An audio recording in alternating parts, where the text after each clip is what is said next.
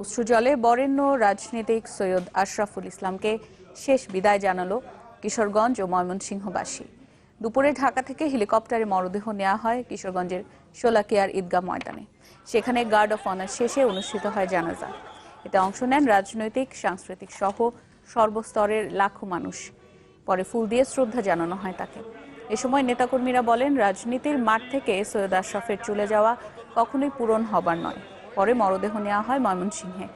সেখানে আরও একবার জানাজা ও শ্রদ্ধা জানানো হয়।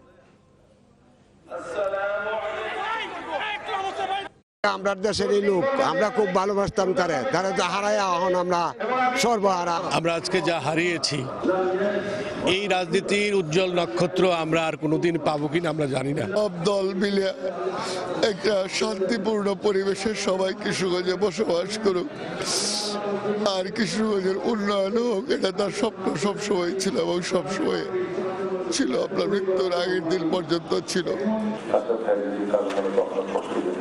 আমরা সব ক্ষমা করি। আজকে গান্ধী যে আমাদের চিনি আপনি শুধু আমাদের প্রার্থনা করেন আল্লাহ